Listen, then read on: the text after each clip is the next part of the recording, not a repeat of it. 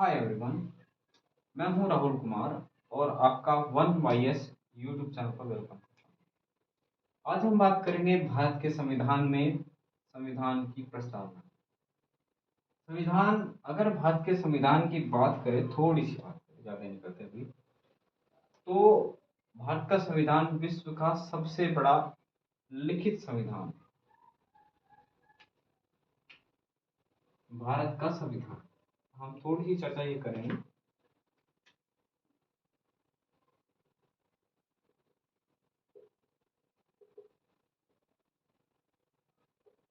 ठीक है, जब ये संविधान बना तो इसमें थे केवल 395 आर्टिकल। शुरुआत की बात करें,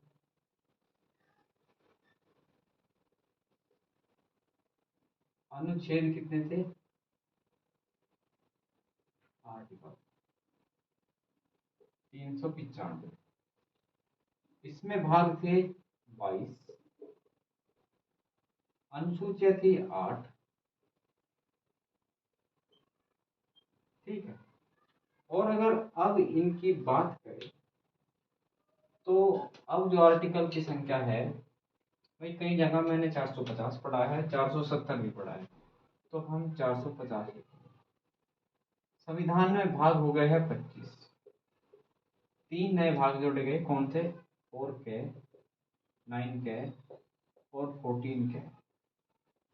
ठीक, अनुसूचियों की संख्या हो गई है अब 12। अनुसूची संख्या 9, 10, 11 और 12 ये नई जोड़ी गई। ठीक है, इसे बनने में जो समय लगा था वो लगा था 2 साल 11 माह और 18 दिन। ठीक है, बनने का समय था 2 साल 11 माह और 18 दिन। ठीक है, अब हम बात करते हैं संविधान की प्रस्तावना। इससे पहले बात करते हैं हम प्रस्तावना। प्रस्तावना अगर सबसे पहले किसी संविधान में ली गई थी वो था अमेरिका का संविधान। अमेरिका का संविधान, अमेरिका का संविधान विश्व का सबसे पहला लिखित संविधान है। ठीक है, ये लगभग बना था 1787 में। विश्व का सबसे पहला लिखित संविधान। ठीक है, वैसे ये संविधान है काफी छोटा है, इसमें केवल 7 आर्टिकल है, यानी कि 7 अनुच्छेद है, और ये इतना छोटा है कि इसे कोई सामान्य व्यक्ति मात्र आध घंटे में पढ़ सकता है। 10-12 पेज है पूरी। अगर इसमें शब्दों की संख्या की बात करें वो है 4543। 4543 शब्द। ठीक, अगर हम अपने संविधान की बात करें, भारत के संविधान की, तो भारत के संविधान में शब्दों की संख्या कितनी है? 1,40,000 के लगभग। ये इंग्लिश वर्जन में है, 1,40,385 शब्द है इंग्लिश में, भारत के संविधान में। अमेरिका के संविधान में 4543। अगर इसमें संशोधन की बात करें तो अब तक केवल 27 बार संशोधन हुआ है, और भारत के संविधान में 105 बार अब तक। ठीक है, वैसे दुनिया का सबसे छोटा संविधान नहीं है, दुनिया का सबसे छोटा संविधान है मोनाको का संविधान, जिसमें केवल 3800 शब्द है, लगभग 3800 शब्द। ठीक है, तो ये तो रही हमारे संविधान की बात, ये रही अमेरिका के संविधान की बात। ये बना कब था? बना था 1787 में, और लागू हुआ 1789। ठीक है, अमेरिका के संविधान से बहुत बार प्रश्न आते हैं कि ये कब लागू हुआ। ये दुनिया का सबसे पहला लिखित संविधान में, इसमें केवल 7 आर्टिकल है, 10-12 पेज। ठीक है, तो हम बात कर रहे थे प्रस्तावना की। प्रस्तावना सबसे पहले अमेरिका के संविधान में ली गई। ठीक है, चलिए अब बात करते हैं सी की प्रस्तावना की। इसे मैं रब कर दे रहा हूं, नोट करना चाहे कर ले।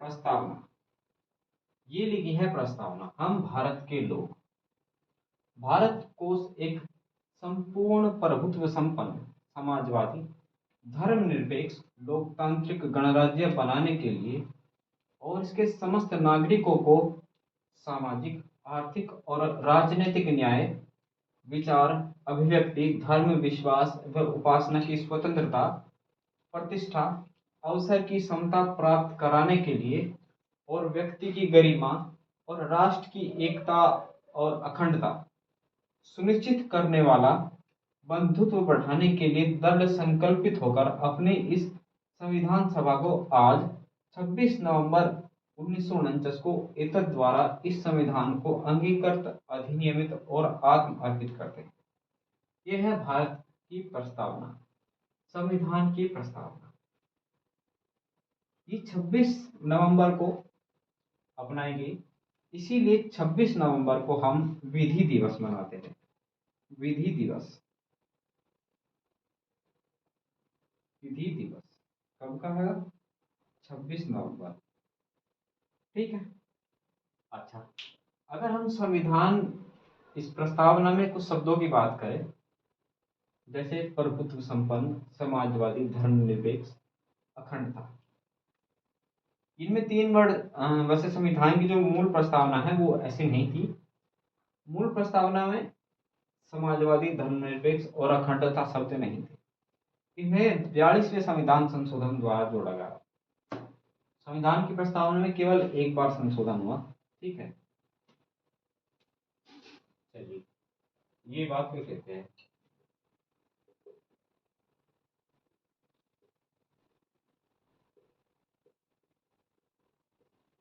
प्रस्तावना में केवल एक बार संशोधन हुआ है। कब हुआ है? 42वें संविधान संशोधन 1756। इसे मिनी संविधान भी कहते हैं, इस संशोधन को। इसमें प्रस्तावना में 3 नए शब्द, कौन कौन से शब्द जोड़े गए? समाजवादी, पंथ निरपेक्ष व अखंडता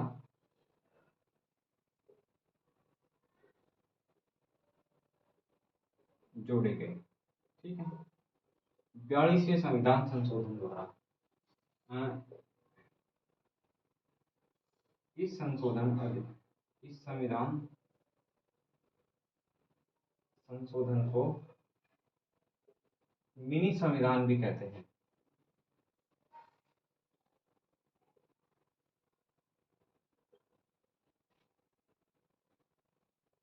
ठीक है,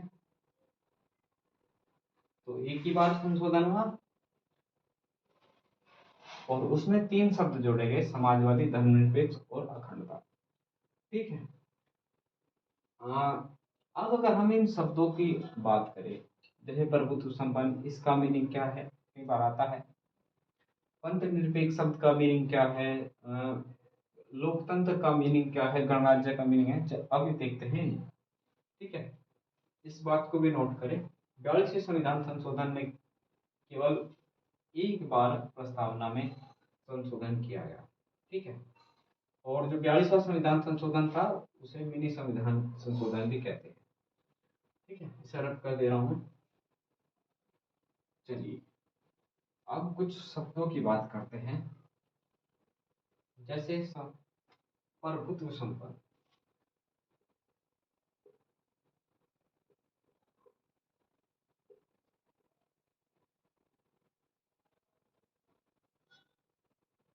इसका मीनिंग है कि भारत अपने जितने भी मामले हैं, बाह्य है या वे आंतरिक है, उनका निपटान खुद करेगा। उसमें किसी दूसरे को टांग नहीं अड़ानी। भारत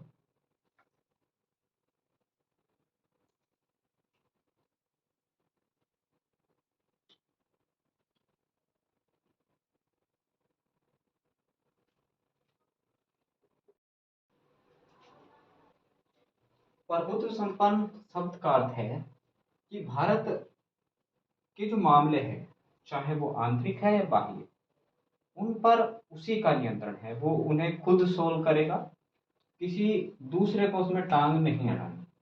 ठीक है। भारत न तो किसी अन्य देश पर निर्भर है और न ही किसी अन्य देश का डोमिनियन। इसके ऊपर कोई शक्ति नहीं है। यह अपने सभी मामलों का निस्तारण करने के लिए स्वतंत्र है। दूसरा शब्द आता है धर्मनिरपेक्ष। धर्मनिरपेक्ष का अर्थ है कि हमारे देश में सभी धर्म समान हैं और उन्हें सरकार का समान संरक्षण प्राप्त है, समान समर्थन प्राप्त है। ठीक है। अगला शब्द आता है लोकतंत्र। अगला शब्द है लोकतंत्र। लोकतंत्र का अर्थ है कि जनता अपनी इच्छा से उम्मीदवार को वोट देकर अपना प्रतिनिधि चुन सकती है। और गणतंत्र का अर्थ है कि भारत का जो प्रमुख होगा, राष्ट्रपति होगा, वो चुनाव द्वारा चुना जाएगा, न कि वो एक अनुवांशिक होगा। ठीक है। उसका चुनाव किया जाएगा। लोकतंत्र का अर्थ हम वोट देकर अपने उम्मीदवार को चुनेंगे। ठीक है। ये रही इन चार शब्दों की बात। अब बात करते हैं संविधान की जो प्रस्तावना है उससे जुड़े विवादों पर। ठीक है। कई बार जिक्र हुआ कि जो संविधान की प्रस्तावना है वो संविधान का भाग नहीं। इस मामले में भारत का जो सुप्रीम कोर्ट है उसने भी 2 बार अपने निर्णय दिए। पहला निर्णय था बेरुबाड़ी संघ मामला। इसे रब कर दे रहा हूं, बेरुबाड़ी संघ मामला। इस मामले में माननीय सुप्रीम कोर्ट ने फैसला दिया कि प्रस्तावना संविधान का भाग नहीं है।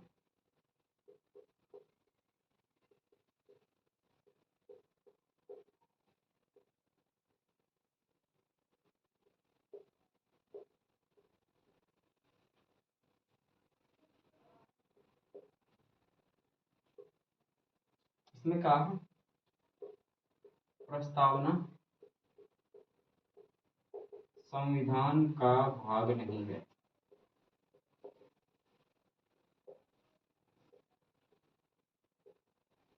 ठीक है। फिर दूसरा मामला है केशवानंद भारती मामला। इसमें माननीय सुप्रीम कोर्ट ने अपना जो निर्णय है वो बदल दिया और कहा कि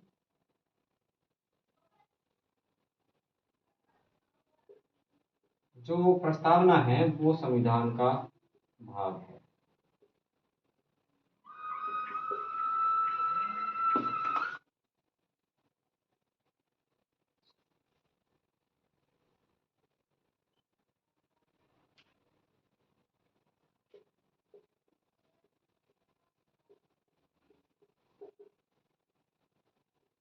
ठीक है।